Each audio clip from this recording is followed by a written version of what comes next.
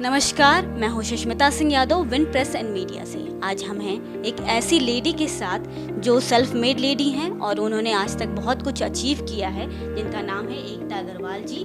और ये एक फैशन डिज़ाइनर हैं और एक नेचर लवर भी हैं और साथ ही साथ सोशल वर्कर भी हैं। तो मैम, आपका स्वागत है हमारे साथ। नमस्कार।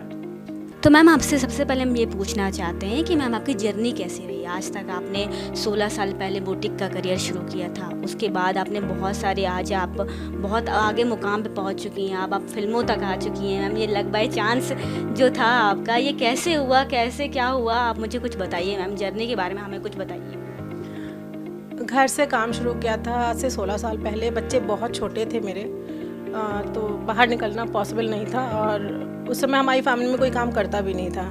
तो धीरे धीरे घर के बच्चों को ही कपड़े वपड़े बना के पहनाने शुरू किए। फिर 1 से 2, 2 से 4 होते चले गए, पसंद आता गया। घर में टेलर बैठाए, फिर धीरे से बाहर करा, फिर घर आए, फिर घर से करा और इस तरह से करके लोगों को काम तो पसंद आता गया। बीच में एक बड़ा ब्रेक आया। एक ऐसा इंसिडेंट हुआ कि मैं 3 महीने के लिए चली गई थी। फिर मैं वापस आई तो मैंने हलवासिया में एक शोरूम स्टार्ट करा। और उसके पहले क्या था कि जब मैं बुटीक के साथ साथ मैं इवेंट्स वगैरह करती रहती थी। मेरा सर्कल बहुत अच्छा था। तो डांडिया इवेंट है, करवा चौथ इवेंट है, तीज का इवेंट है, सब हम लोग प्लान करते रहते थे और बाकी बहुत अच्छे होते थे हमारे इवेंट्स। फिर जो पॉज के बाद मैं हलवासिया जब आई तो हलवासिया से फिर मेरा एक दूसरा ही हुआ। अचानक मूवीज़ वगैरह लखनऊ में शूट होती थी, तो एक डिज़ाइनर मुझसे आके टकरा गए। तो उस समय मैं पति पत्नी और वो के लिए फिर मैंने कॉस्ट्यूम डिज़ाइनिंग का काम भी करा उनके साथ मिलके। फिर उसके बाद ऐसे 1-2 और छोटे छोटे वीडियोस में एज अ कॉस्ट्यूम डिज़ाइनर मैंने काम करा। अब उसके बाद एक फिर टर्निंग पॉइंट मेरी लाइफ में आया है कि मेरा बहुत बड़ा एक्सीडेंट हुआ, तो उससे मेरे पैर टूट गए थे। तो मेरे को फिर एक ब्रेक लेना पड़ा। ब्रेक के बाद फिर मेरा घर बहुत ऊंचाइयों पे था, मतलब 2nd फ्लोर पे था, मैं चल नहीं सकती थी। तो मैंने ये फ्लैट बालाजी हाउस लिया। यहाँ से फिर मैंने शुरू किया काम करना। यहीं पे लोगों से मुलाकात हुई, कुछ लोगों से मुलाकात हुई और जो हमारे कॉस्ट्यूम डिज़ाइनर थे उनके थ्रू मुझे कुछ मूवी और उसमें मिला भी। 1-2 मैंने छोटे छोटे कैरेक्टर और ऐसे ही छोटे छोटे मिले हैं मुझे मूवी में, फीचर्स रोल उसमें भी कर रही हूँ। और basically I am a big dog lover.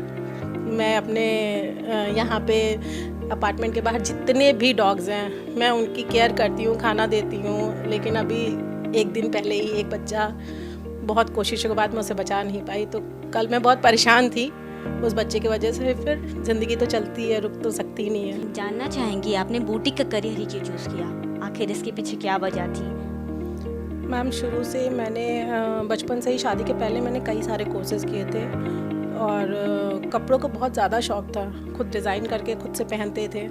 तो बस ऐसे ही 1-2 कपड़े लेने गए, हमें अच्छे लगे। मेरे घर के बगल में एक एम्ब्रॉयडर रहते थे, हाँ, और तो मैंने उनको दिया डिज़ाइन करने के लिए। मैंने अपनी ब्लाउजेज़ वगैरह उनसे बनवाई, एम्ब्रॉयडरी कराई, स्टिचिंग कराई।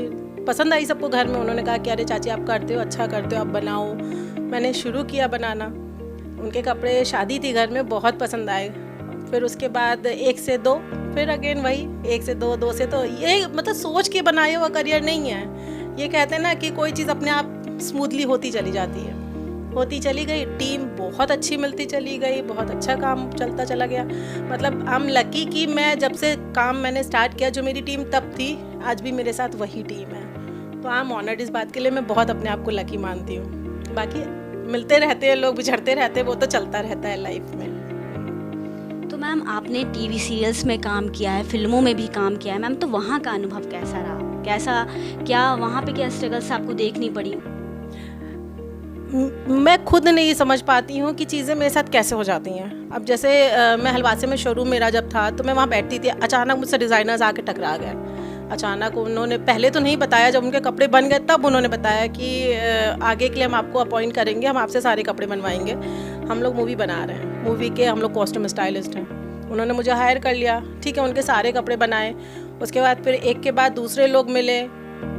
इसी तरह एक अब धीरे धीरे या क्या हुआ कि एक प्रोडक्शन टीम हो जाती है ना, तो वो लोग मिलते रहते हैं। तो उन्होंने मुझसे बोला कि आप एक्टिंग करने में इंटरेस्टेड हो? तो मैंने कहा कभी करी तो नहीं। तो ये हुआ कि अच्छा एक बार फीचर रोल करके देखिए।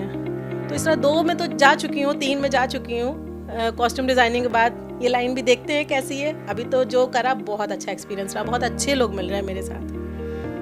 मैम आप सोशल वर्कर हैं, आप एक नेक काम करती हैं, तो मैम आप बताइए कि सोशल वर्कर में आप मतलब कि एज अ सोशल वर्क आप क्या काम करती हैं? मैम अभी तो मैंने जो स्टार्ट करा है, मैं डॉग्स के लिए, I am a big dog lover, तो मैं डॉग्स के लिए जो कर रही हूँ अभी मैं उतना कर नहीं पा रही हूँ, लेकिन आगे मैं चाहूँगी कि एक मेरा खुद का ऐसा शेल्टर हो जिसमें मैं जितने भी डॉग्स बीमार होते हैं या जो भी परेशान होते हैं उनके लिए मैं कुछ करूँ। और मैं कर रही हूँ, जितना मेरे से कोशिश करती हूँ कि करने की करती हूँ। बाहर भी अभी काफ़ी मेरे सारे बच्चे मुझे, मतलब मैं देखती हूँ उनको, और ये हो गया यहाँ पे किसी डॉग को कुछ प्रॉब्लम होती है तो लोग मेरे को बुलाते हैं कि मैम वो बच्चा ऐसे बीमार हो रहा है, आप उसको एक बार देख लीजिए आके, तो कहीं ना कहीं बहुत अच्छा लगता है। मैम आपकी तरह ही कई लोग हैं जो फैशन डिज़ाइनर बनना चाहते हैं और इस करियर को अपना करियर बनाना चाहते हैं, फैशन डिज़ाइनिंग को, और तो मैम आप उनको क्या मैसेज देना चाहती हैं कि स्पेशल मैसेज उन सब के लिए जो आज जिनकी आप इंस्पिरेशन बनेंगी और जिनकी हैं ऑलरेडी, तो मैम उनके लिए कोई स्पेशल मैसेज? बिल्कुल, मैं यही कहूँगी हर बच्चे को, हर लड़की को खुद सेल्फ स्टैंड करना चाहिए। डजेंट मैटर वो आप फैशन डिज़ाइनर हो, कुछ हो, आजकल के बच्चे वैसे भी कुछ कुछ करना ही चाहते हैं। और एक हमारा एकेडमी स्टार्ट हो रहा है, हम लोग का नवरात्र से हम लोग स्टार्ट कर रहे हैं, मेरिडियन कल्चरल एकेडमी। तो उसमें हमारा fashion designing, dancing, acting, singing, music सब कुछ है। हम लोग का प्रमोशन स्टार्ट हो गया है, तो ज्वाइन करेंगे। हम लोग से जो भी बेस्ट होगा आगे बच्चों को हम लोग चाहेंगे निकालें, और करते रहिए, सक्सेस ज़रूर मिलती है। मैम आपने बचपन में कथक भी सीखा है, आपने बहुत सारे अचीवमेंट्स बचपन से ही गेन करने शुरू कर दिए थे, तो मैम उसके बारे में कुछ बताइए। हाँ, मेरी मम्मा को था कि उनकी बेटी है तो कुछ कुछ सीखती रहे, तो उन्होंने हमेशा से मुझे अपने से अलग रख के मौसी के पास रखा था इलाहाबाद में। एक्चुअली मैं गांव की पैदाइश हूँ, तो मौसी के पास इलाहाबाद में रहती थी, तो मैं कथक सीखने जाती थी। तो all India Kathak dance competition में ऑल ओवर इंडिया मैं विनर रह चुकी हूँ उस समय की। फिर लेकिन वही बात है, देखिए उसमें विनर रह चुकी हूँ, आज मेरे साथ के कहीं प्रोफेसर बनी बैठी हैं लड़कियाँ, कहीं कुछ बैठी हैं, और मैं बिल्कुल चेंज फील्ड हो गई मेरी कि मैं फ़ैशन डिज़ाइनिंग में आ गई। नहीं करा, 2 साल मैंने स्कॉलरशिप भी ली है 10th की, अपने उधर प्रतापगढ़ साइड की मैं 2 साल स्कॉलरशिप मैंने ली है।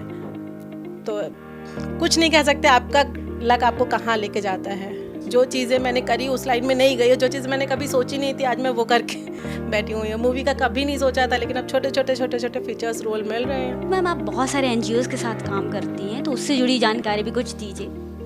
हाँ, मैं उन्नति फाउंडेशन की कल्चरल हेड हूँ, और निर्धन कन्या विवाह लखनऊ में होता है डालीगंज में, मैं उसके साथ जुड़ी हुई हूँ। बीच में कुछ प्रॉब्लम्स की वजह से तो मैं उनका साथ नहीं दे पाई थी, लेकिन अब आगे हमारा नेक्स्ट ईयर से फिर स्टार्ट हो रहा है, तो डेफिनेटली मैं उसमें रहूँगी और पूरा सपोर्ट रहेगा हम लोग का। और उन्नति स्टार्स की जो हम लोग का एक टैलेंट हंट होने वाला है उन्नति फाउंडेशन की तरफ से, जिसके फाउंडर हमारे रोहित सिंह जी हैं। तो उसमें भी ये है कि अगेन हम लोग टैलेंट की खोज कर रहे हैं, ऑल ओवर यूपी में जाके हम लोग टैलेंट की खोज कर रहे हैं कि, और उसको सामने लाएंगे। उसमें हमारे साथ अपर्णा यादव जी, संयुक्ता भाटिया जी, और मूवी के कुछ अच्छे बड़े डायरेक्टर्स और लखनऊ की बड़ी बड़ी हस्तियां हम लोग के साथ शामिल हैं। तो होप वो भी एक बहुत अच्छा हम लोग का काम हो ही रहा है। इनफैक्ट ऊपर वाला और हम लोग को सपोर्ट करेगा, बहुत अच्छा जाएगा वो।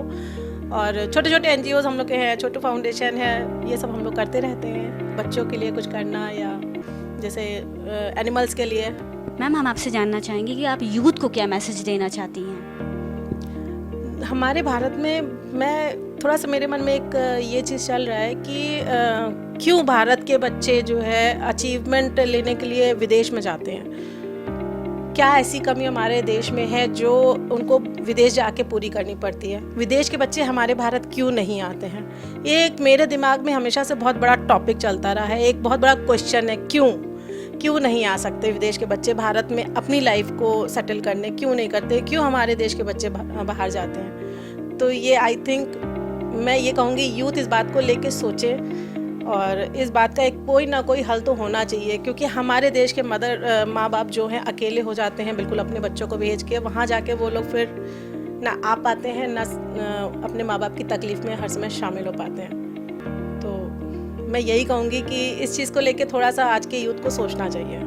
मैम आपसे बात करके बहुत अच्छा लगा, आपसे हमें बहुत सारी जानकारियाँ मिली और इसके लिए बहुत बहुत धन्यवाद। हमारे चैनल की तरफ से, विन प्रेस एंड मीडिया की तरफ से आपका बहुत बहुत धन्यवाद। आज हमारे साथ थी एकता अग्रवाल जी, जो कि एक सोशल वर्कर हैं और एक फैशन डिज़ाइनर हैं, जिनसे हमें बहुत सारी महत्वपूर्ण जानकारियाँ मिली हैं। ऐसे ही कई जानकारियों को जानने के लिए और ऐसे महत्वपूर्ण लोगों से मिलने के लिए बने रहिए हमारे साथ।